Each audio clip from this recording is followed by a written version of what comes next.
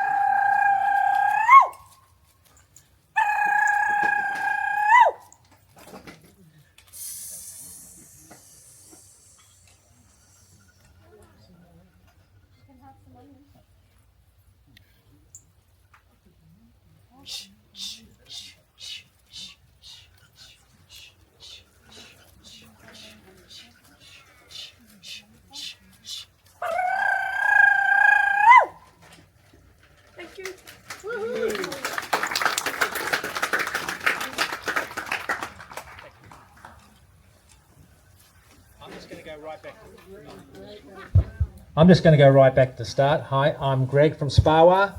I'd like to welcome everyone here today. It's a hot day, but we're here for the meeting of the mind so that all the groups can share what they want to share. We've got a few different groups here. I thought we would have more police presence, but I can't see, unless they're in very, very, very good camouflage, I can't see any here yet. There are some dodgy looking people here, that's for sure, but anyway.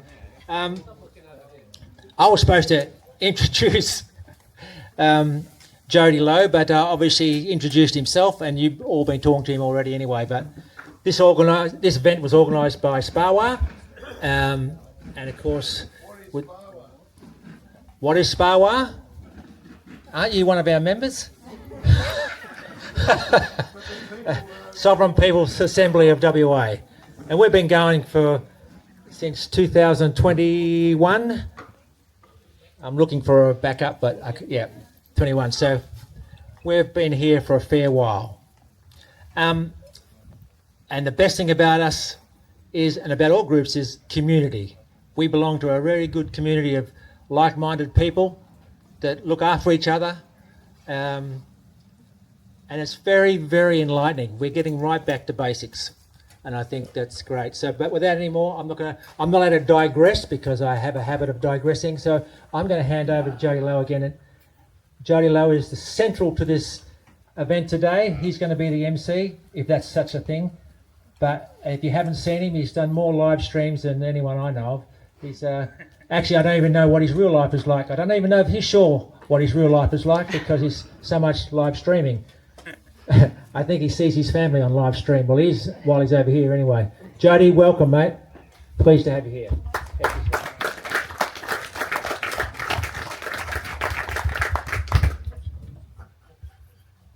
Bloody microphones, that's why I just have a camera. Pardon? Mine's on, but it's got nearly a flat battery already, so that's okay. Oh, isn't it? No, it must have turned itself off. I'm not that worried about it. I'm sure, as he said, that there's plenty of lives out there. A lot of people question how I find the time for all my lives at the same time as watching all my lives. So I question, how do you find the time to watch all my lives if your life is so fulfilled more than mine for making them? I get up pretty early in the morning. Most mornings I'm sort of up and going about 4 o'clock, 4:30. I do spend about the first hour responding to messages, hundreds of days of people in distress. unfortunately finding themselves in the battle arena that we have been warning for years that we need to learn how to not get in there, and if you do, have the community and connections that we've got here today. So I don't really want to give too many of my long-winded speeches. As usual, you can see endless amounts of that stuff that I do online. I will say thank you. It is important to me for the Indigenous. I have worked out that we have been lied to for a lot of things in this country, and as I move my way forward, I'll do that very, very carefully, stepping into the new ground. That is what we will be forming in this country when we regain the power of it. So thank you for that. The sole goal for me to come over here to Western Australia was I've been talking to, obviously working with the common law sheriffs, exclusively talking to some of the team in my interviews. I do a lot of work in the background to try and conduit any information I can to the TASA team, so I appreciate both of them making an offer to come today. But what was most important to me was the Jerry and Emma case that I covered yesterday. We've been working in the background. It's been very difficult with all of the gag orders and the things that go on to make sure that we can get the right information out there without causing more problem for the common law sheriffs and Jerry and Emma themselves. When they gave me the opportunity to come over and make sure that we could get it on the public, out to the public, at least through the social media stream, to have that on record, there was no way I was going to waste that opportunity doing it just with another live from the other side of the country. So I caught the first flight that was under $2,000, and we came over with the intent just to spend some time getting that story out there, because if you can't look at your mum, your son, your brother, your sister, your friend, your co-worker as an Aussie, if you can't read and watch that story and think that there is something dramatically wrong with this country, then you are not the Australian that we would have known you to be 20 or 30 years ago. And the numbers and reflections of the groups that we get at these sorts of rallies prove just how far we've fallen as a nation for caring about what it is that we've got to do to stand up and be responsible for fixing it. So we've got a list of speakers here today to come up, and no order, because they've just basically put their name down and haven't followed Alan's instructions to come behind the stage. So no pressure. But is Jerry? Are you the Jerry that's on here? You are the Jerry. Do you want to come up first, Jerry? Because obviously a lot of the information that comes after this is, if you want to just come up and give us a quick chat, Jerry, just so everyone knows who I'm referencing. I mean, obviously the common law guys do, but for anybody else that's new, who Jerry is. And if you haven't seen that, we did a 3-hour video of that yesterday, sort of breaking down bit by bit just how colluded and corrupted the systems are over here. And for the first time in my online speaking career, I can feel the pressure in this state of what happens when you speak up against the system. So welcome, Jerry. Come on up.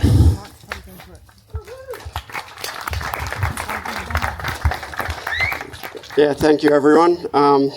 Just going to say allegedly. Allegedly. Yeah, obviously, with what's gone on, it's taken a long time for us to even have the strength after what we've gone through to even come out and speak. I never ever thought we'd be and have to go through what we've ever gone through. I've explained it really well on as best as I could on a podcast with Jody. I had to find someone that wasn't paid to tell you what you want to hear. I had to find someone that would connect, had heart still, which I believe this country, I really thought, when everything was going down in 2020, that this country had so much heart, so much backbone, we'd stand when we needed to stand, especially because I was a coward. I never wanted to be in the limelight. I couldn't public speak. I couldn't do any of these things. And I found courage in the weirdest place, which was in the Supreme Court of all places, where my family was under threat and in danger. I'm heavily gagged at this moment, and being that my initial report could be flipped and turned into defamation means that our country is in trouble with free speech. I did and understood what to be right as we're all taught, and I think everyone has inherently knows right from wrong. None of us are ever born racist. All these things get programmed in over time, and you have to have the ability to question your reality. And I just started to question my reality once I was put under fire, and start to look at what this was. Emma and myself run a wellness centre. We were taking care of people. We were helping people to find themselves again. Many people in this spectrum of what we do claim to be healers, but the true healing comes from within, and we just facilitated. That's all we ever did, and we created a safe place for people to heal themselves, and that's all we ever wanted. And we had roadworks go through our business. Channel 7 came out and interviewed. They got it on. They got it all there. They can go and look at it and refer back to it. I know I've got media here now, and they can refer back to it if they want to. We were genuine business owners, award-winning day spa, tourism award, innovations award, multi-award winning, and in a low socioeconomic area. So when the roadworks came through, we started to stand up, and we fought for that low socioeconomic area, because this is all at the time of COVID in 2020.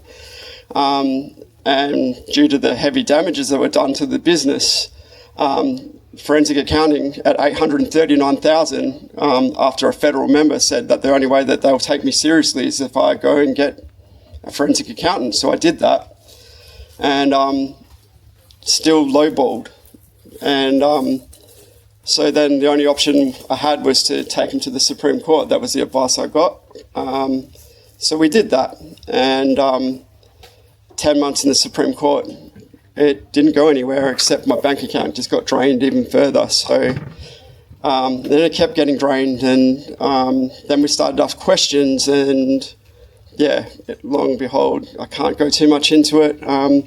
But yeah, we made a report, and the best way to explain is that report was then flipped us from witnesses to defendants, and then proceeded into like 33 plus court hearings in 2 years. So it's very stark difference from what we had gone through. And yeah, and then anyone that goes through this situation, I mean, in hindsight, people, they just don't know. We stopped teaching the Constitution in schools in the 70s. I didn't even know we had one. So I'm an American. I was born in West Germany in an American military hospital.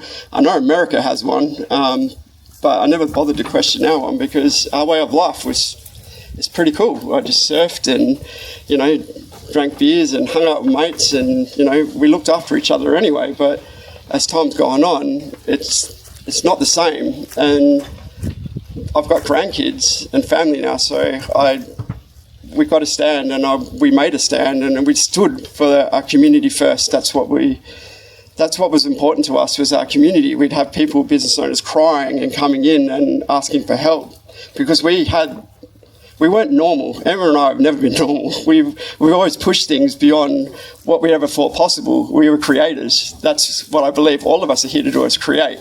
And there's so much beauty in humanity, but if we're all stuck, tied down, business, stress, interest rates rising, money going up, we stop losing the ability to do what we were actually here to do, which is create. And I want people to be able to do that again. I want all my granddaughters to be able to do that. I don't want to worry about my mother and, my mother and my father-in-law, like their, pension, all those things. I want them to have enough. Like, this country is so abundantly rich, and they call it the Commonwealth, but where is the wealth for the common people? It doesn't seem to be here like in abundance, which we should have. So I don't know whether it's just mismanaged or it's just been disappeared. I'll leave you to make your own opinions on that. But the process I went through, it was me just questioning my reality. And after spending $200,000 on legal, you're not going to keep doing the same thing over and over again. You're going to question your reality. So we did. We questioned our reality and started asking questions, and it was the answers that weren't getting answered when I asked those questions that made me have the answers in a funny way. So I don't want anyone to believe what I'm saying. I just want people to question your reality. It's the most powerful thing you can do. So I've gone through the 33 court hearings.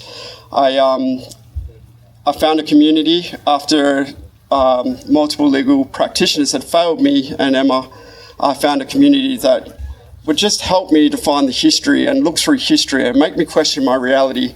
And it's beautiful people in this community. Like they've got elders in this community like that have knowledge, and I'm like, where did this go wrong? Like, we used to have family, we used to all take care of each other, we used to have tribe. And I just realised, I'm like, the pattern recognition of what's going on in this world, we've kind of separated. And then used to have one family member could provide for a whole family, and now we've got, two family members working. Therefore, the kids aren't getting what they used to get, and then if we're not careful, we're breeding a generation that is so disconnected. We're already disconnected. We put our elders into nursing homes, and the elders used to be the ones that would pass on the knowledge while the young and fit went out to work, so that the kids would have their connect with the grandparents. I had connections with my grandparents, and so I grew up in that era where we had that, and then technology came in, and I can't unsee it. That's the problem now. I can't unsee. So I felt the need to stand up, and that's why I did for the community first, because it's all these wars and everything going on, and then all these distractions, but they're all distractions because our world is only directly what is right in front of us and always has been. And so we take care of what's around us, and that's how I did things in my business in Kelmscott. I took care of what's around us, and I stood up when needed to stand up, and Emma did that with me. I'm so proud of her. Like, I couldn't have done this without her. I've obviously got good upbringing from her mum, throwing the peace signs up the back there. And I don't regret what I've done. It's dark what they've done. I went to prison, but going through those processes, I started to understand that it was in those dark places you realise what is important to you. And I had to purge a lot of those things. We had it all, and we've lost it all. But I actually found my wife again, who she was always by my side, but I took advantage of those things because I just knew she was always going to be there. But it's not till it's taken from you that I realised that this is where it's at. This is the truth right here. Like, this is the truth. I know a lot of people are afraid to speak. I'm definitely not comfortable speaking, but I know that I have to speak because I have to undo the narrative that was created, because they set precedents with what they've done, especially in Emma and I's case, putting us away for 30 days. That can scare a lot of people. And then self-proclaimed sovereign citizens, we never proclaimed that at all. We did state that we are sovereign and free, which is what I understand everyone to be. We're a sovereign nation, and so I understand everyone to be sovereign and have the choice to do what they want to do. And I think that should still stand for this day. I had to get up and speak. I had to do it in such a way that doesn't compromise. So I'm very much into truth and speaking truth. It's the most powerful thing you could do. It shake a little bit in my hands when I do it now, but that's okay. I allow everything to be.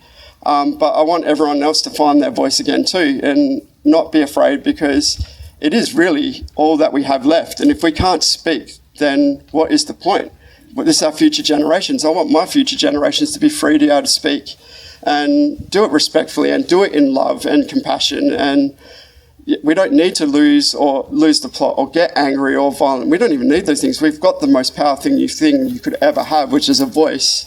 And I want to make sure that we still have that voice and be able to question our reality and not be afraid to ask where they get their authority from. That's the scariest question I've ever had to ask, was where do you get your authority from? And them not being able to answer it. I never thought I'd ever have to do that. I never thought I'd have to ask 11 judges, magistrates, where's your oath? And they don't have to answer it, but we pay for those services. Why can't we ask those questions? And so then I would learn as time went on. I would go, well, if you're not going to give me an oath, can you at least tell me you swore it to the people? Can't do that either. I don't understand why that's so hard to do. I know now in my head why, but everyone else has to figure that out on their own and find these groups. And it's without this community that we have right now we found, we wouldn't have the strength or the knowledge to even stand, and I wouldn't have had the ability to find my true strength and power within. And it's because of the support of this group that have got elders in it and compassion, and I love the dance that just happened before. This group actually made it so there was no black or white anymore. I could see them as my brothers and sisters again, which is the most powerful thing we could do again, because there wasn't any colour anymore. We are all one, and we're all of this planet, this earth, and we're all connected. And I even recognised that in the judicial system. I said to them, I see you, Judge, and I see your associates, and I see the plaintiff and the barrister over here. One day, not right now, I'll be thanking you guys, because you guys are the ones that actually were the catalyst which helped wake me up to hold space for others. And that's why I had to get out and come and speak, because as horrific as what Emma and I have gone through, it is what is necessary. I don't want to take away the darkness, because I'll be taking other people's ability to learn and grow through it, but I want to encourage people there is a way through it from the end. There is light, and we are walking examples that we can go through hell and still go through it, but then still come out the other end and do the most unexpected thing they could ever think of, which is then still hold a hand out. Because I really do believe in the saying, where we go one, we go all, is because we don't leave anyone behind because it's too hard. We're all connected, and if we can start to remember that again, we'll start operating from the one thing that we've always had, and we never needed money to have it, which was the heart. And we can put a hand out and reach out and hold those. And only those that have gone through hell and been ripped apart and put back together again because they've made themselves whole again will see the scars in the other people, and that's what gives you the strength to put your hand out and go, I am you, because I remember being that version of myself. You're seeing reflections of yourself, and you only get that through pain and suffering and coming through the other end and healing, and that gives you the eyes to see. So if anything, I'd love for people to have the eyes to see. Yep. God bless you, Jerry.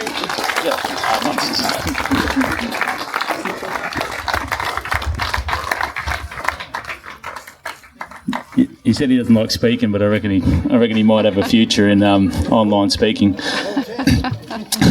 We can have a battle of words. Me and Jerry go at it. Look, he's 100% right, and I've started that little platform that I'm trying to work on conduiting people to get off the social media, the doom scroll, the algorithmic drive for fear. The entire country is operating on either fight or flight at the moment, and the worst of us are fight, and they run towards the system shouting, "I am a living man." Well, they really don't understand that which they speak, and it casts bad light across those that are actually meticulously going through the process to ensure that the legalese system and definitely the law system is understood when we're challenging these things, right? And that's where we see the holes in all of the stories that they're presenting against us. So I'm trying to work on a way to get away from the flight, which is probably 90% of the freedom movement are still running away from that which they know to be true, but are so frightened of the outcomes that come when you speak up or a whistleblower that you see inadvertently that fear. The same thing, the same driver, fight or flight, is the same fear. And so we need to operate from a place where we are not afraid and we are not angry, but we are doing it for love, for ourselves, for our family and for our people. And once you have that power, and once you stop operating from the head and stop just working out of the anger of your gut and actually start engaging your heart again, you're going to find you're a different beast. And people ask, where do I get the energy, Jody? And I'm like, well, I fill my own cup.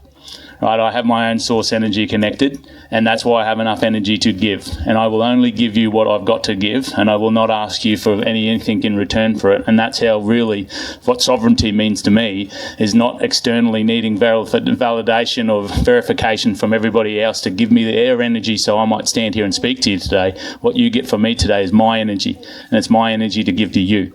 with nothing back in return except this for a love and a share for this country that my children and grandchildren will grow up in happily and safely, because that's what it means when you say, I will do anything for my children. It's not bullshit words. Sitting at the pub today after you've done your walk around rallies up there, it is actually being here and being accountable and taking it to the system that we're talking about. So on that, I'll just ask Anita if you want to come up and give us a quick speech, if that's okay. I'm speaking longer than I'm supposed to be. They'll regret me being the MC, I promise you that. Thank you. I've never done public speaking myself. I wasn't even going to come today after the kind of week I had, the same as Jerry. So my heart goes out to you, Jerry. I send you a lot of love and a lot of healing towards you. I also just wanted to acknowledge Belle for doing such a beautiful dance. I don't really know what it all means, so you've put me on a pathway to actually look and see what it all means, because you gave me goosebumps, and I just want to acknowledge you and say thank you. It was beautiful. I'm Anita from Terra Australis State Nationals. We do it a little bit differently to any of the other groups. We reconvey ourselves back to the land and soil of Terra Australis, because as we all know, Australia is a corporation in the upper and lower case, as well as in the all uppercase. And we're trying to move away from their system by building a parallel system with the existing system. At the moment, it is really, really hard, because when you want to do any dealings with the de facto, they do not accept our little cards at the moment. So we need to actually work on them to accept our lawful identity, because the identity that you have now with your all caps name in the on the driver's license is not you.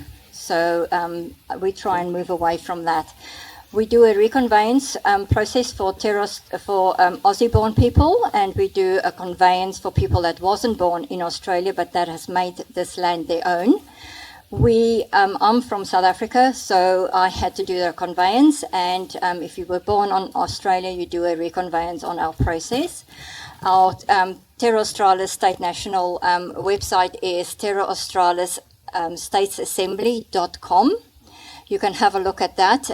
There's a bit of free information on that, and if you're intrigued by it, you can join, and it costs $12 per year, which is $1 a month. It's just to cover the web page costs.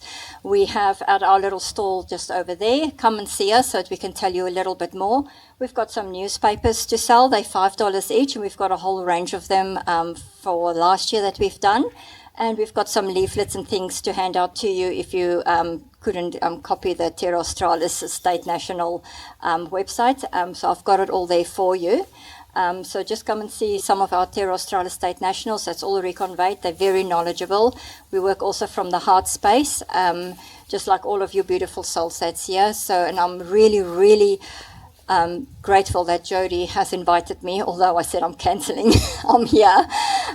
So I'm pretty amazed at myself for picking myself up and being here for Terra Australis and for all of you, just to send out our message and just share it with you all. And you're welcome to take it on board or onto the land, or do with it what you want. So I welcome you all and thank you all for coming here today. It's really, really hot here as well. So thank you so much.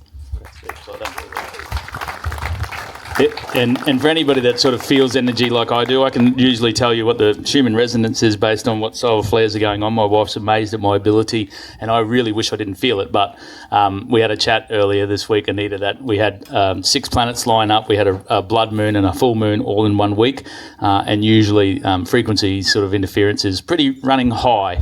That might be a bit woo-woo to you, but if you didn't feel well this week, if you were emotionally unstable and you weren't quite sure why, come talk to us after that. And we'll tell you. We'll lead into a quick chat from Neil on energy and his work. And this is what I'm talking about. This Goldilocks. I've been doing the Goldilocks theory for about the last year, which is some of the methods are a little bit too hot, some are a little bit too cold, some are just right. But as long as you're taking action that suits your family first and actually looking to do something, then you'll find yourself in a much better position than most people looking back some 6 years ago when COVID woke a lot of us up. Are starting to wake up and realise I haven't actually changed a thing in my life, because that's what victims are trained to do. wait for the perpetrator to change while they continue to be the victim. So give us a speech on energy, is it? Yeah, brother. Thanks, bro. Greetings and salutations, dearest beloved family. All right, it is true that the planet is under fallen angelic dominion at the moment, and they're using the quantum field against us. They're using psyops, and they're using the quantum field and the psyops to harness our minds to create the world where they can do what they please. We've all been created and subjugated to become slaves, and they do what they do to our children, which fires me up. Really, it really does. Okay, so now a quantum field, unified field, is a morphogenetic field, which is a one-ified field, which is one God, source, first eternal consciousness field. So everything you look at and everything you see is God source. We are the particles of source creating. We are the creators, and we're here to do something about what's going on. So our protection is love. Love is the ultimate protection, and we have to lovingly come together as one, go down and see these perpetrators, arrest them, try them, and lock them up. Yeah. Is this working? Yes. Okay. So God's source is with us. And there is a condition known as at-one-ment, and being at one with God. And I am a guardian, and I stand in the sacred law of one, and I protect all. So one-ment is a primal condition, a harmonic resonance known as oneness. We're all one, eternal family. So we need to start treating each other like family. When manifest beings use their gift of free will choice with the original divine intention, the state of one-ment with God's source can be known and embodied within the manifest experience. Being both a sentient individual, manifest, and simultaneously knowing oneself as a direct embodied expression of God's source is known as a state of God actualization. So we actualize ourselves through love and unity. This state creates the experience of fully engaged non-attachment, accompanied by perpetual unconditional love, peace, spiritual and material mastery, and ecstatic joy within the manifest arena. Through the condition of at-one-ment with God, through selflessness and humility, genuine love can be known. The feeling of love is the result of a condition of vibrational harmonization, or the co-resonance of consciousness between the lover and the beloved. And I can say I love you all, as God's source loves you, eternally, unconditionally.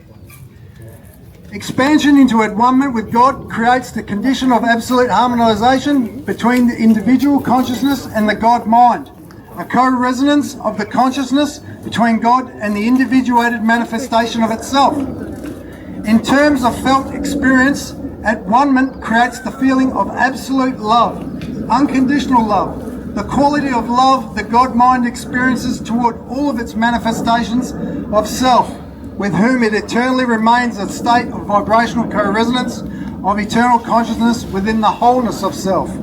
It's time to become whole, people. Personal expansion to at-one-ment or harmonic resonance with the God mind allows the individual to transcend all vibrational disharmonics, known as disease of consciousness, and to retain co-resonance with the cosmos. So if you have any disease in the body, this will heal. At-one-ment creates absolute love, and absolute love is the eternal vibrational resonance of consciousness that holds the structure of the cosmos together. Absolute love creates the experience of absolute joy and ecstatic fulfillment, and in human terms generates the attributes of all those feelings and sensations deemed as good. All conditions of disease, conflict, pain, anguish and suffering are the direct result of vibrational dissonance of individual consciousness with the God mind. Creating the experience of at-one-ment is the progressive expansion beyond the boundaries of the personality and ego identity into the greater aspects of Gestalt identity and contained within the family tree of consciousness. A progressive realisation of self as plural rather than a singular construct. We are one.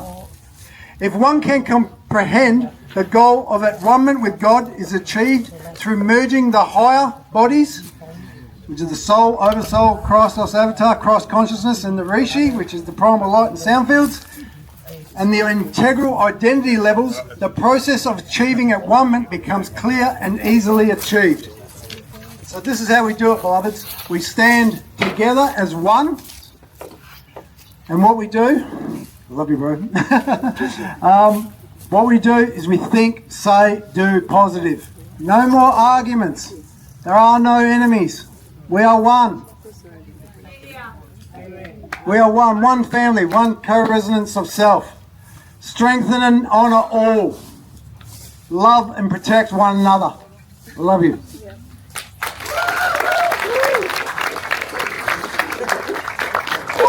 Look at that, I got a hug from Jody Lowe. Money by curious. Money by curious. Right? Well done, Neil. I'm away from my wife. Yeah.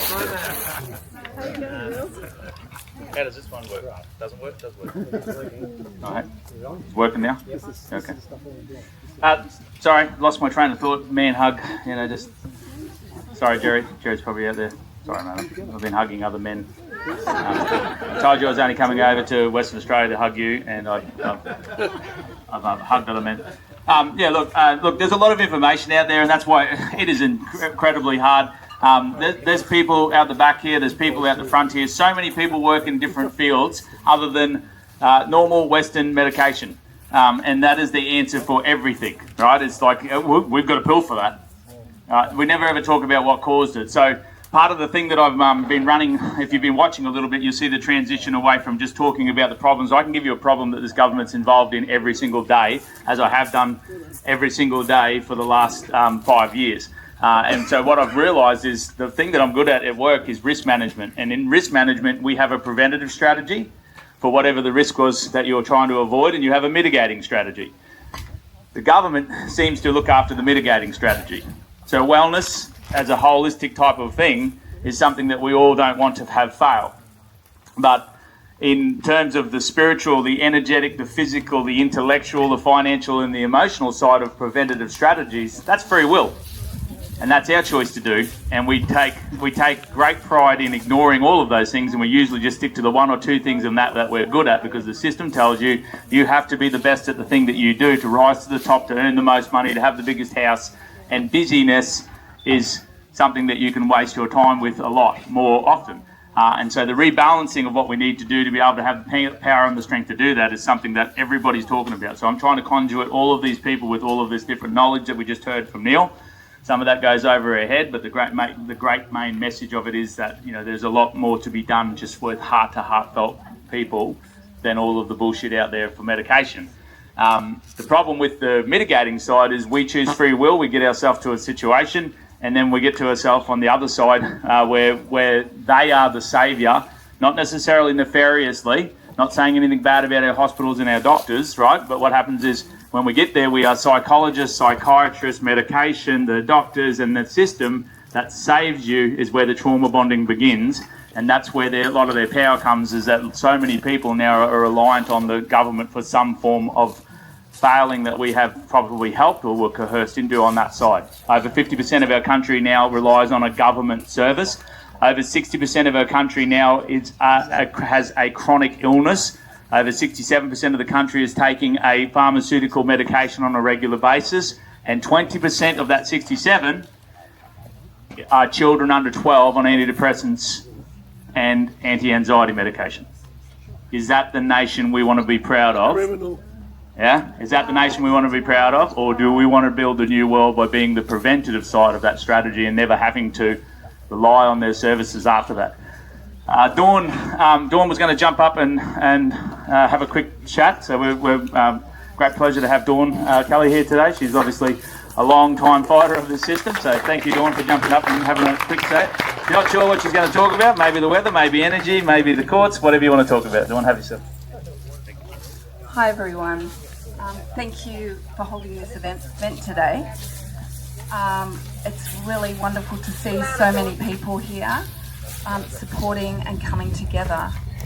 And when we talk about remedy and everything that I've done in the past, I can honestly say that coming together and uniting is the remedy.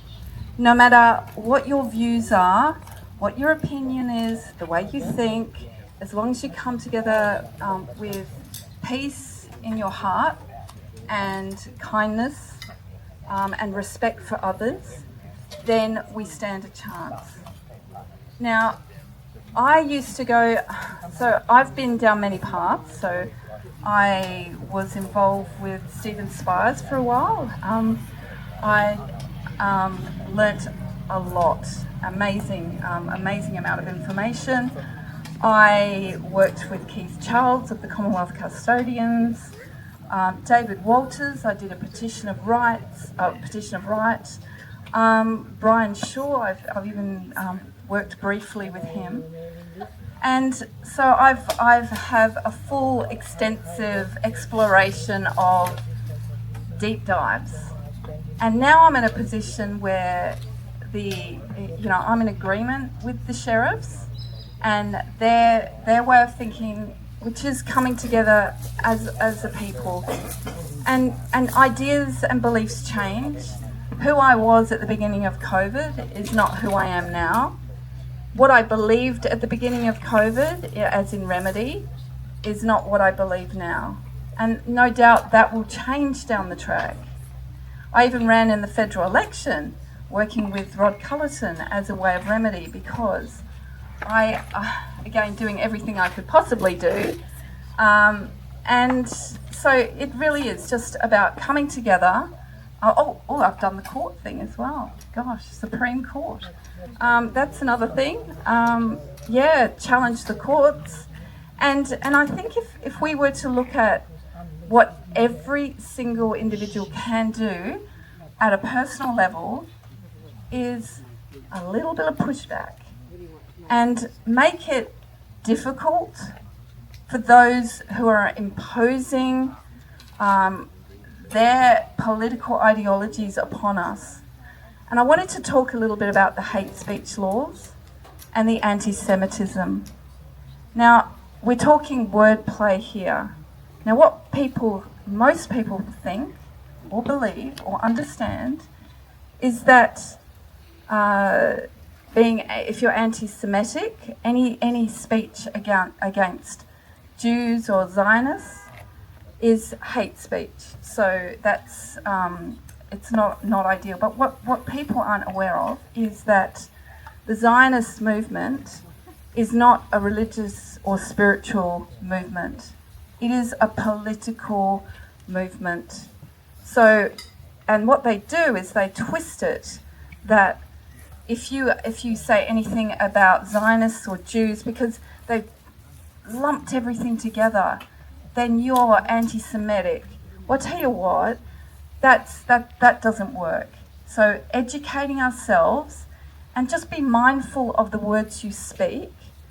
And just be mindful of that. But anyway, that's really all. Educate yourselves, come together, have picnics, do your thing, and just really enjoy and support each other in your own way. Anyway, thank you very much. It's very short. Okay. All right, I said I wasn't speaking long. No, I've just had enough. It's hot. Thanks. As you can see, I'm built for speed. You probably didn't see, I was so quick to get back over it.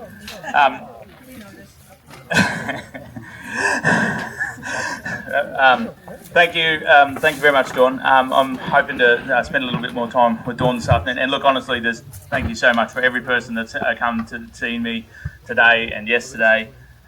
What day is it? It's Saturday. Today, yesterday, and Thursday. That's right. And giving me the stories. Again, like we said, we don't trust the mainstream media. Trust is something that is earned, not just given. and they have burnt it time and time again. Like I said, last year we had the ABC Four Corners program reach out. The hatchet job that they did on the lovely people of the common law backfired on them by having that fool Mahmoud Fazal presented. That guy is an Afghani immigrant that came here and decided to waste his opportunity in our country to end up in jail, then use the ABC to profit from his crimes by interviewing the very people that he still runs with. That was proven by the incident where he was passing on a message for one of the hitmen to Friendly Jody, a Labor political podcaster, and that's only in 2024. So this is the calibre of people that the taxpayer-funded ABC sends to do hit pieces on real Aussies that are trying to fight back against the system. So we thank you, ABC, for being so foolish to stick your head up, your insignificant head up, and have a crack at us, because we turned it on you so hard that I reckon we tripled the viewership of what your shit show was, just by pointing out to them that you are rubbish at what you do, and that independent media is going to knock you off your... And as you can see, why I'll never be a politician, because I guess if you tell the truth, you probably can't. It's nearly impossible, right? And I understand that to a certain degree. There's a lot of people out there. I travel around, talk to a lot of people, and I do get hammered by a lot of people who, it's one way or their own way. They do get caught in a loop, and that's why I spend so much time saying, take a breath, calm down, we'll work this out and get yourself back in balance, because whenever you start getting yourself into that loop, that anxiety loop, that reactive, non-rational loop, you can't actually identify and function from that passage here. So, if you are to walk past someone who looks like someone that they said on the news was a potential sovereign citizen, I don't know if you saw the lady that I interviewed last night, the 69-year-old death ninja that needed 8 police officers to come out to her farm and rip her gate down and come up to her house and take her guns away from her while trying to provoke her into being nasty or violent. 69-year-old, imagine your mum, right? Imagine your mum, your sister, getting treated like that by the policy officers with no crime except sending letters to the council, questioning where they get the authority and why they're doing such a piss poor job of managing our money and budgetary funding and not getting a result, but yet nobody gets sacked, nobody gets inquired into. Where does the money go?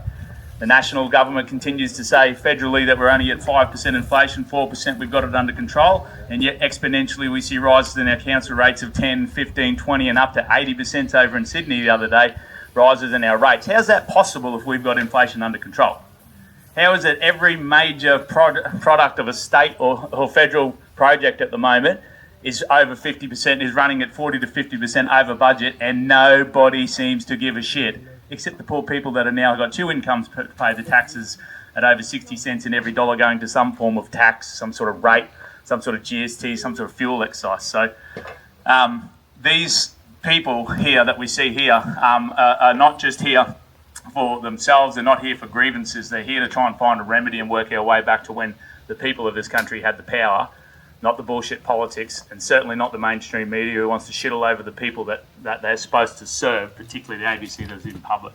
And I'd say to you, every single mainstream media channel out there has been turned off and turned away from it, just like every politician that promises you something that cannot be delivered, because we are under control of an international force here, and the bureaucracy runs all of the MPs. Right? And so until we turn our back away from them and stop listening to their rubbish and say no, if the extreme part of it that is necessary from the TASA group is like, they're like saying, we just can't even we don't want to even be close to what you are doing anymore. That's how far gone they are. And then the timeline of how far people are hopping back to a place where we were in control, probably pre-70s Lima Declaration selling off a manufacturing estate.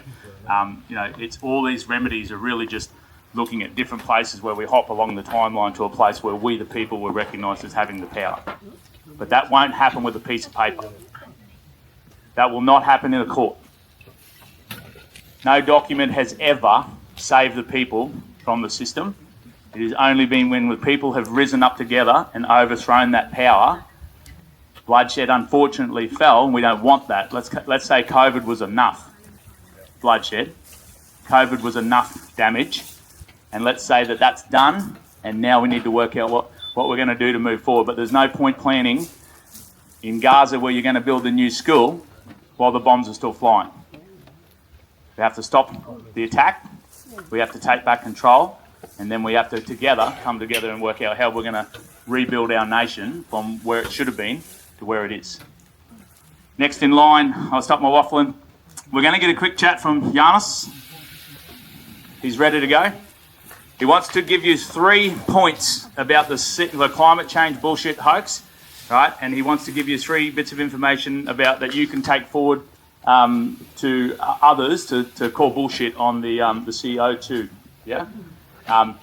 Thick accent, bear with it, and you're going to give us a summary, and then we'll, if need be, I'll have some information available that I'll try and work out to make sure that you can get what you say after this. Yep. Okay, many people would know me by now. On all the rallies, I was handing out green sheets of information on various subjects. We need to increase our numbers. We need to have more people who think like us and act like us. And today I am going to give you a tool to help you to make other people wake up. This carbon dioxide issue is extremely valuable for us because that is the official bullshit, which is the easiest for us to prove to be completely wrong, and through that can be proved that our government and our media are completely wrong and our enemies. Okay. The reason why I have made these 3 points, which I'm going to come to in a minute, is that I have been asking many people about this carbon dioxide thing, and they all told me, yes, I know it's bullshit. I said, okay, then it's your turn, please convince me that it is bullshit. And they all go on and on and on, like Shakespeare, the paper, which rolls, and lose people in their speech. So I said, I must be able to put it down, condense it into points that people can memorize and regurgitate easily when they are talking to other people. Okay, point number 1. Question is, do all living things need to be nourished in order to survive? There's only one answer, yes. Those who argue should try to live without nourishment. Okay? Question 2, or point 2 is, what qualifies for nourishment for all living things? Okay? Only organic material. I'm emphasizing it, only organic material. I see plenty of people with rocks in their heads every day, but I haven't seen one with rocks in his stomach in all my 70 years of life. Okay? So we have the 2 points now. We need to be nourished, and only organic material qualifies for nourishment. Leading us to point 3. Where does organic material come from? And there is only one way where organic material is converted from non-organic, and that is called the photosynthesis. It's in the encyclopedias. People should have learned it at school. Photosynthesis is whereby the plant manufactures sugars for itself, carbohydrates for itself, out of water and carbon dioxide, right? It's unarguable. These 3 components are necessary. If one of the 3 components is not present, there is no life-giving nourishment issuing. Okay? So those who talk against carbon dioxide are the enemies of all life on the planet. Now, a couple of additional information about the carbon dioxide. Okay? The sun is shining most of the day. 7/10 of the earth is covered by water, and in the atmosphere there is at the moment 420 parts per million carbon dioxide, right? So this is the critical element, because this is the one which we have the least of. Now, how much do we need? professional greenhouse operators are running their hothouses on around 1,000, 1,300 parts per million of carbon dioxide. We have, as I said, 420 in the atmosphere, which is about 1/3. And what they are doing now, the government on both state and federal level are locking away carbon dioxide. They're taking it out of the atmosphere and locking it away. So please, please memorize the 3 points which I have mentioned and talk to people, wake them up. If each one of us just wakes up 2 other people every day, and those 2 other people commit themselves to do the same again, within a month or so, more people will be enlightened than who live in Australia altogether. Okay? So please help us all do this. Thank you.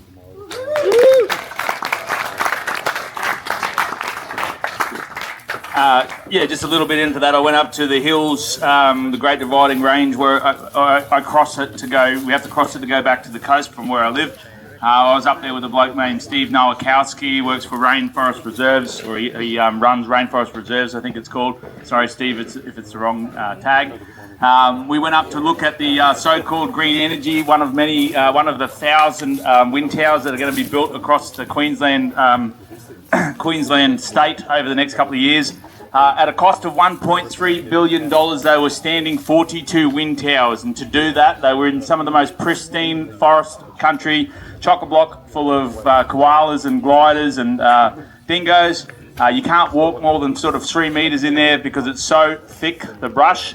And they had grabbed the bulldozers in there, and they were bulldozing 60 metres wide for 20 kilometres long. There is no swales, there's no runoff, there's no drainage. It is kill the koala to save the polar bear. It is absolutely disgraceful. The second biggest problem with carbon, with CO in our atmosphere is CO2. Is concrete production.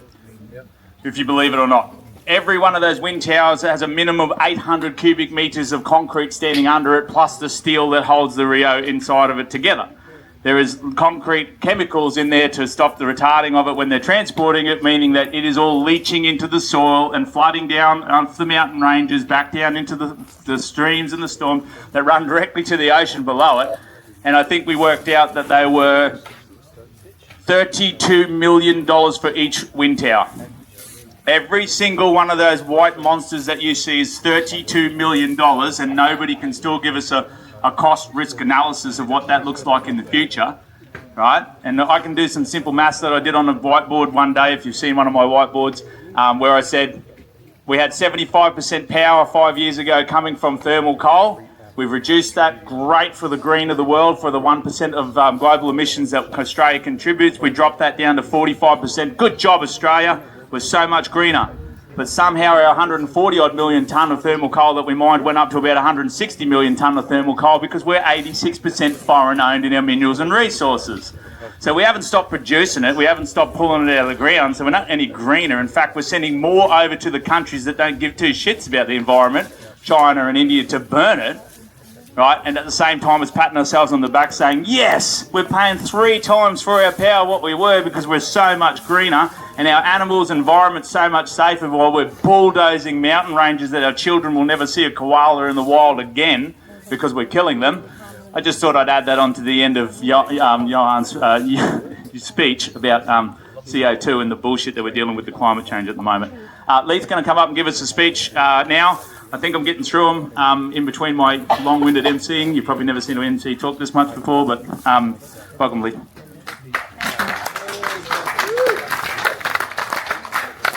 Hi folks, thanks for coming out on yet another heat wave. Let's hope it's the last heat wave. We're in autumn, that would be nice. I want to first offer immense respect to Margaret. She's here today, she has many elders standing behind her. She's come down to meet with others like ourselves who are working. We're all trying to find remedy to what's going on.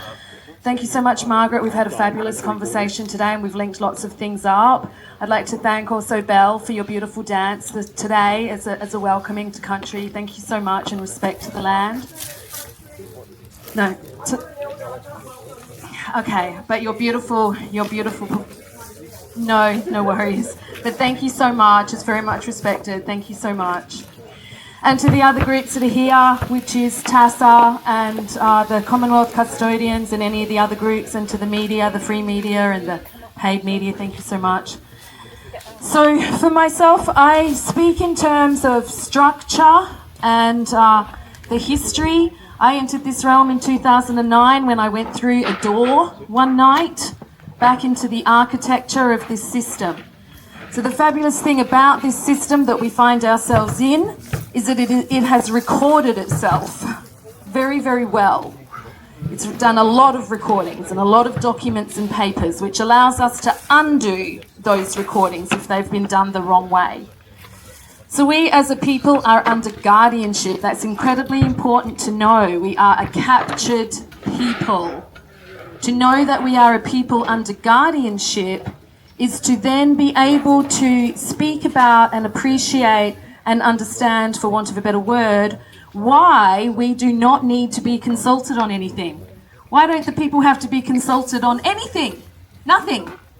Can we build a big mine here? Oh, we don't need to ask the people about that. They're under guardianship. You don't have to ask the people when they're under guardianship. Everybody knows that. If you've got a loved one in your life that's disabled, genuinely disabled, or you've got a parent that's now non-compos mentis and they're under guardianship, you're the one making decisions for them. They don't have to be consulted. Well, we as a population on planet Earth are under guardianship. Now, who the hell did that? Who did that? Who put us under guardianship? Now, who can answer that question? If you can't answer that question, then you don't know where you're standing. And you don't know who has got your rights in their back pocket. Okay? Now, the answer to that question, we go back to one particular point, which is 1302, the Unum Sanctum Master Trust. It goes on beyond millennia, but we can at least start there. Because that is the first master trust on planet Earth, where Pope Boniface declared that he owned the whole planet and everyone on it. And that was the beginning of your guardianship. Now, they update their documents regularly. I can then say that that document was essentially upgraded, perhaps we might say, at 1933. Oh, not that long ago, 1933. What happened then? Well, gold got removed, didn't it? Gold got removed. We were already 20 years into the installation of the US dollar, 1913. Oh, when did that happen? On the 23rd of December 1913, when everyone was on holiday for Christmas. And what happened 4 days before the installation of the US dollar through Congress when everyone was on holiday? They installed Australia and the Commonwealth of Australia onto Norfolk Island. Wow, really? Was everybody on holiday then? Nobody knew that happened. So where is Australia in the Commonwealth of Australia? It's on 3 islands. Norfolk, Cocos and Keeling Island. It's actually not even on these lands of Terra Australis, but its instruments are on these lands. Its instruments like driver's licenses, mortgages, insurance, everything that runs your day-to-day life, they're all in unilateral contracts. What's a unilateral contract? Something where you don't need to be consulted. You don't have to be asked, are you paying your electric bill? No, you're in a unilateral contract. You're paying your electric bill, even though we own all of the infrastructure. How do we own the infrastructure? Through the monetisation of the instruments, particularly the birth certificate. What year did the private bar, the British Accredited Registry, arrive on these lands? Who can answer that one? 1836. Take yourself to the Old Court Museum in the Perth Supreme Gardens if you want to see the Holocaust that came to these lands of the ships arriving on any of the lands around the world. It is a business model that came to all of the lands. It's not a people, it's not a skin colour. It's not simply the Europeans that invaded everybody. It is a business model, a Vatican-based business model. It was fueled by papal bulls that gave permission for the ships to go out and conquer any land. And if they found people on those lands that were running their life in a different way, then they were classified as savages. And that is the beginning of terra nullius. Oh, there's nobody here. They're not people, they're savages. They run their lives differently to how we want to run things, so we can just take their land. That is part of the business model. So all of the land has been taken around the world and installed with this same colonial business model that we're all subjected to. So the beauty of that and the remedy of that is that we can undo it, because we can look at the documents and we can say, how did you get permission to do that? You need permission from the people, because we've all heard we the people throughout our lives. We the people are in charge. And why is that the case? Because we have breath. Because we are the evidence of the divine force creator running through us, because we have breath. A piece of paper doesn't have breath. So therefore we can say that that is inferior jurisdiction. So we talk about remedy in terms of jurisdiction. Superior, having breath, and inferior being a state, for example, just the state. A state is a collection that then comes onto the land under the colonial business model and starts to run the rulership. So as having breath, we can get ourselves back in the right position through equity, through process, and by holding people accountable. One of the main ways that the state stays in charge is that it fails to turn up. No matter how many meetings we call forth, those sitting in the offices of the state, they don't come forward. So how do we create remedy when the people that are perpetrating the agony against us, they don't come forward? So we have processes for that in place. I want to talk about, government payments. You're under the 1666 Sestake v Trust. Who knows what that is? If you don't know what that is, you don't know where your rights are sitting. You want to look at the 1666 Sestake v Trust. That is where your right to resources was put into the hands of the state. And when you showed up to say, I'm alive, I'll have access to my resources now, you're under guardianship. So how do you do that? With quite a lot of difficulty. And the reason for the difficulty is that you meet the front end staff who have no idea what you're talking about. But if you're in any way eligible for a government payment, go and get it. It's your inherent right to resources. It is your Sestake v Trust. The government is our administration system. It's our public servant. It's not a ruler, but it does present itself as a ruler because you are allegedly under guardianship, deemed to be incompetent. Who can resonate with what I'm saying? Who recognises what I'm saying in terms of what you run into in everyday life? You can't be seen, you can't be heard, you're ignored. The people are saying something, they just overrule us, they send in forces, knock you down, block you out. That is because the state is running things. Now, you probably all know that we've had the US dollar on these lands or all around the planet for about 112 years now, since 1913. That has been getting taken out recently. That's what that whole Trump movement is about, whether you like Trump or not. It has been about the taking down of the US dollar. In 1933, when it took out the gold and inserted itself, it also did a document called the Montevideo Convention. It's only 8 pages, so I suggest you go and read it. Montevideo Convention. It's violent because it gives the state all these unbelievable powers over us. The people aren't even mentioned in it, except that a state needs to acquire a population. Just acquire it, not through any due process. It just finds itself a population and moves onto the land. And a state cannot be removed, and it's not answerable and accountable to anything. Even in the United Nations, which is the consolidation of the states, it can't be held accountable for anything. So when we find these documents and we find these processes and we find these dates, that is a joyful thing, because then we can go, right, we've nailed you there, and we can undo that. So we need to be rewriting the Montevideo Convention and putting in the people. And we need to be rewriting the crimes against humanity done by the United Nations in 1948. Who thinks life is very different since 1948? Do you think that document needs an upgrade? I do, yeah. So anyway, that's what I bring to the table in the things that I do and with the people that I work with and colleagues. We go through structure, architecture, very old acts that are centuries old as to how they put something into place that you just cannot even find these days. You just can't find it. It's buried so deep.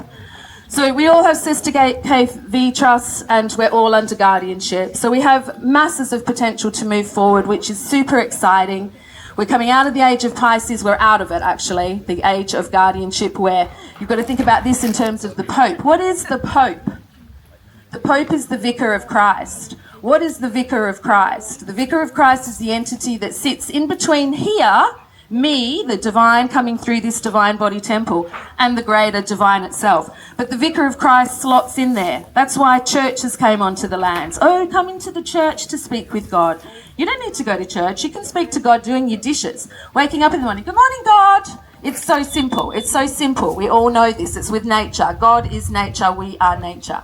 So whilst we continue to have this entity called a Pope, we now have Pope Leo, and they like to talk about, oh, the poor and the vulnerable, the poor. But if we actually were living in abundance, which is the kind of planet that we're on, an abundant planet, we wouldn't have the poor and the vulnerable. We would all be abundant, which is where we came from at one time. So these are the unspent potentials for us to put back into place and to get fictional constructs out of the scene and get everything back on track. So again, to Margaret, walking with lots of wisdom, lots of elders and the original people of these lands, we can get things back on track. This is the global event of the elders coming back to the table. So it's exciting times, and I hope that we can feel positive and inspired for what lay in the very immediate future for us to bring remedy to this. Thank you for listening and have a great day.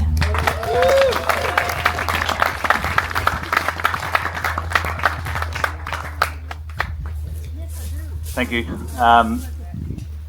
Alan still looks a bit weak in the knees back there, so we're just going to let him have 6 big breaths to come up.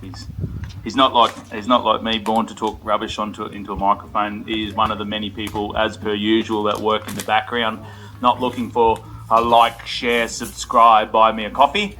Unfortunately, that seems to be part of my role, being able to sort of bounce in and out of different forms of conversation. I work with coal miners, underground coal miners.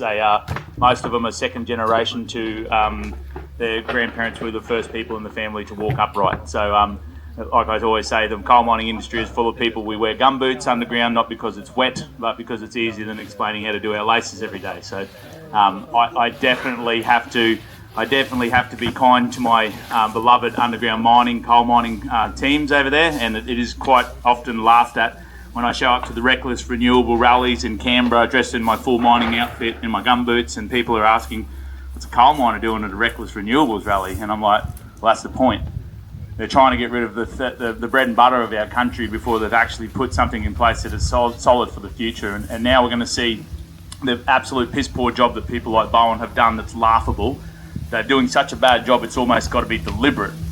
So that when we say that it's not good enough, what we'll do is we'll flip straight back into the hands of Gina Reinhardt and the coal magnates, because we'll go back to possibly at best what we had before that, which is what we should have not wasted the billions, if not trillions of dollars on the transition in the first place, and then we end up with what we had.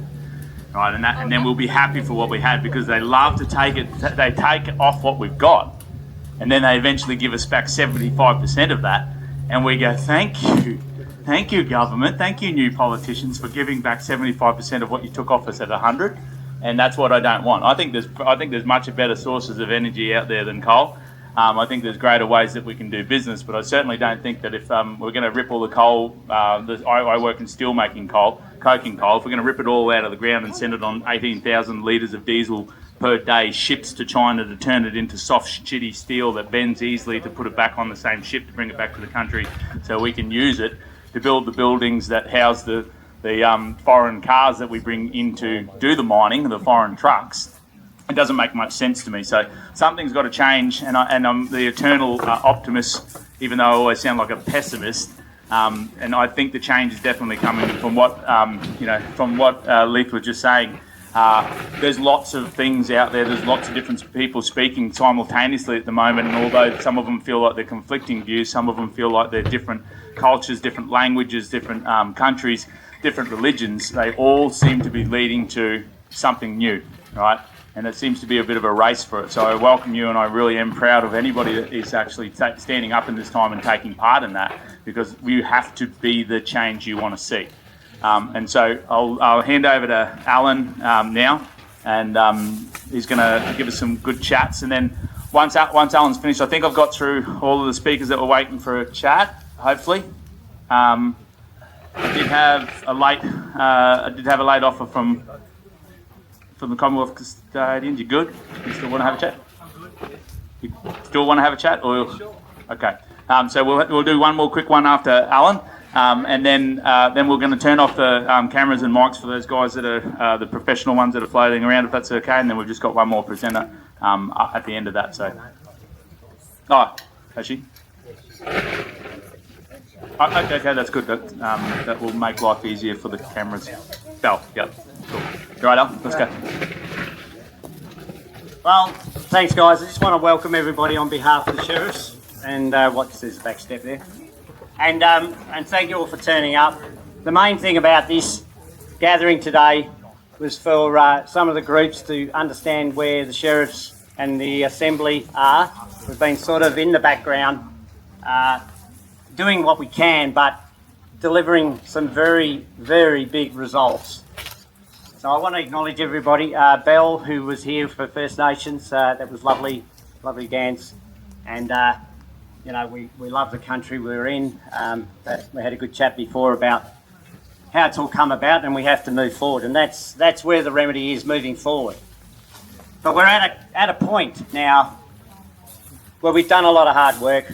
We've copped the kicks, we've copped the testing, we've been shooting basketball hoops, and they've been missing. And we've then honed and gone back and licked our wounds and had another crack, you know, on the back of what you heard from Emma and Jerry. And we also have the work that Rod Cullerton is doing and getting fed by us, and Rural Action Movement in the background, and that's on the theft of farms and properties.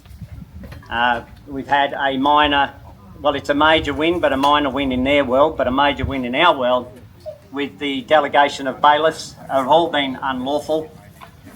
But it doesn't mean to say the banks are going to adhere to that. It means that their delegation officers have been taking properties and stealing them, basically, because they haven't been delegated correctly.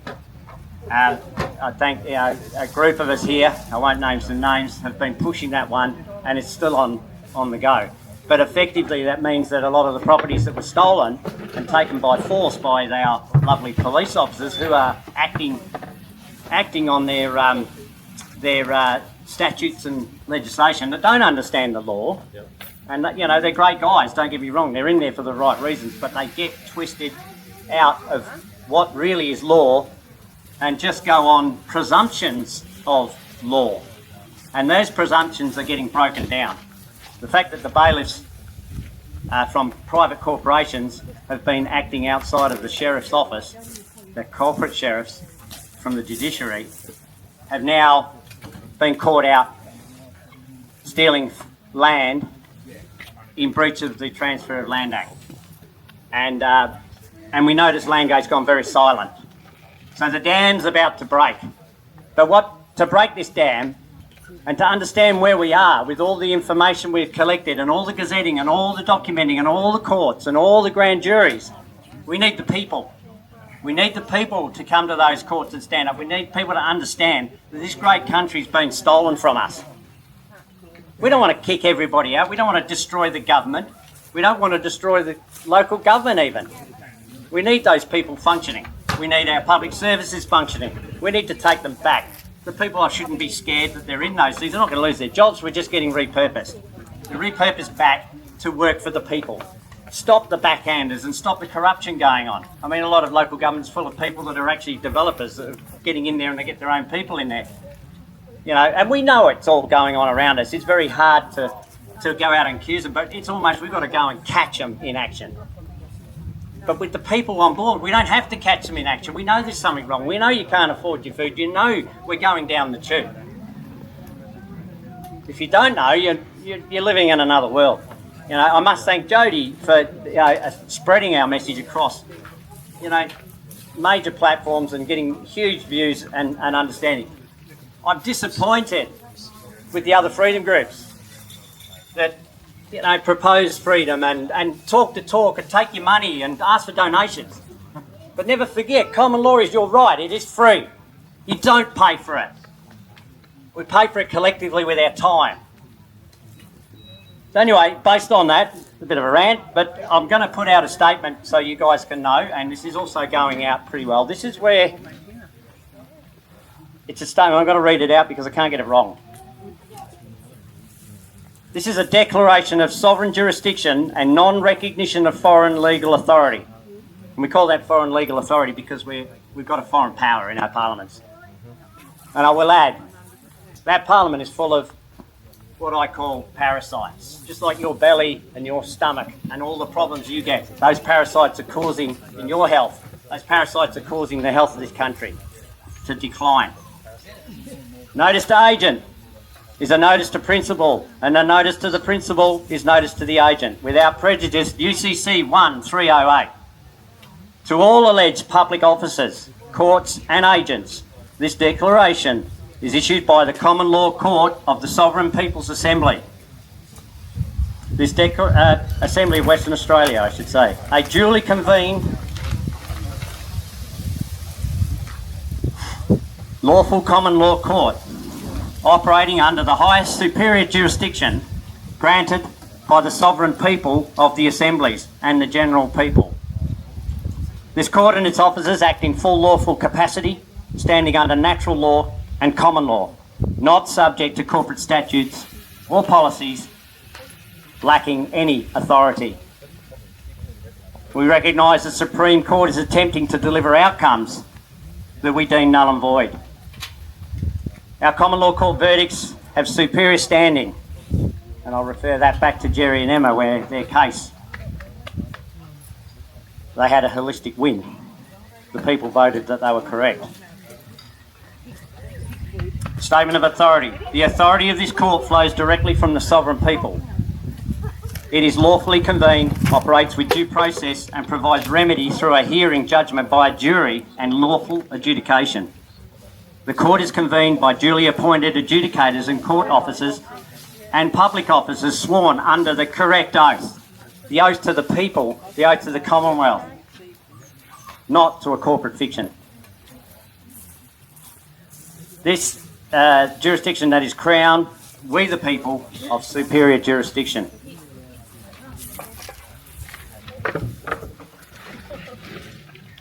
The people's lawful right to refuse unlawful governments and judiciary.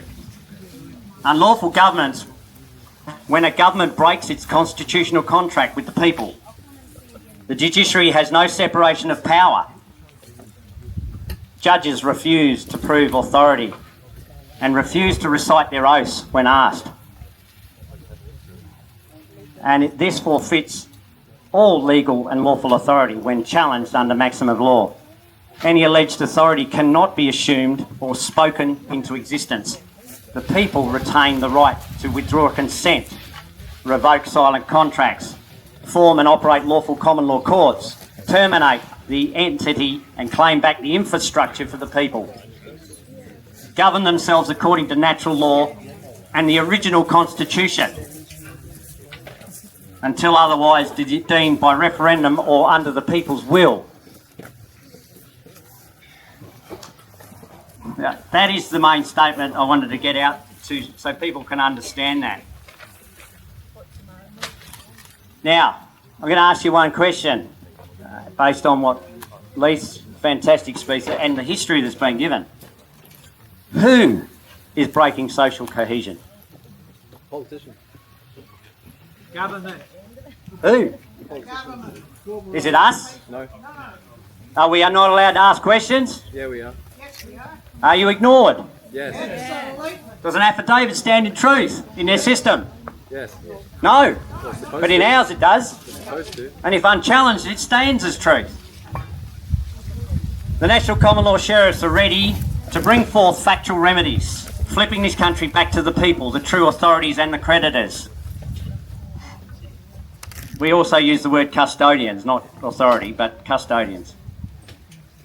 What if I said to you that we could run, or if an independent politicians, not political parties, as we know they're unlawful and they're not constitutional.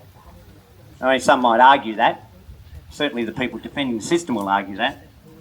No personal tax to the living, no rates, no utility bills, no private registrations, and public services back to the people. Full pension at 55. Politicians' retirements to be the same as yours. no political parties or lawyers in Parliament. You know, all those things are in that Constitution, just been legislated around using 128 of the Constitution. They don't need to do a referendum, they just do it. But that actually has a critical word in it. It says for the good governance of the people and for the betterment of the people, but it doesn't actually do that. That's where they get around it. That's how they circumvent it. The restoration of superior jurisdiction and common law jury courts by the people. Activation of promissory notes, which they use but we're not allowed to. Private business and the removal of red tape and lower energy costs for them to thrive. No one should fear the change that we're going to bring in because everything will stay the same. You'll just be cheaper to run and more productive and more cost effective. All this is funded by the resources and the people as a resource, and the positive energy and unity and morale and the love that the people will bring to this country to make it thrive. You think we can't do this? But mathematics says we can. And the theft and scarcity created by these cartels will be no more. Provide a future for your children, your kids, your grandkids, that at the moment remain stolen. Provide a future, honour our vets and service personnel and return to honour, not ladder climbers. This flag denotes that. That's your land flag, that is your flag. That's what we originally came under, and that's what our veterans fought under originally. And they gave their lives for this country. And so did the First Nations. Return frequency healing and remove poisons and plastics to fast-track health. Remove what's holding us here in this jail on a path to the Hunger Games and oblivion. Hang on. And I'll finish on this note to you lovely people and whoever's listening. And I hope this puts a rocket up your belly. I could have said something else there, but anyway. We can do this united and ensure we never become what we the people oppose. Never become what we oppose. The time is here, so let's get this job done. If not now, when? And if not, who? Us. You want to finish it? I don't know. If not now, then when? And if not you, then who? Who? I did, I've got it around the wrong way. But anyway, thank you for listening. Thanks for that. It's a hot bloody day, but you know this is going out far and wide. So let's hope this goes down in history as the beginning of the end for these parasites.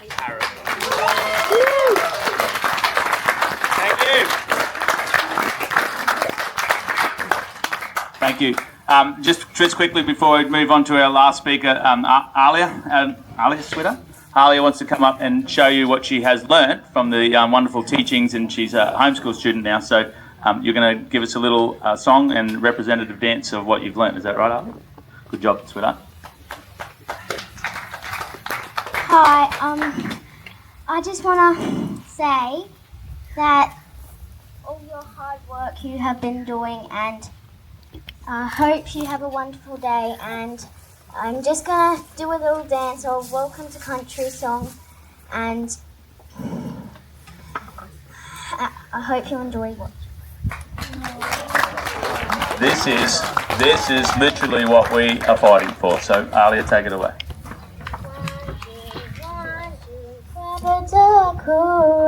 One, two, British culture, Nana on me, put a toy. One, two, Robert Takura. One, two, British culture, Nana on me, Nana Quaraka. One, two,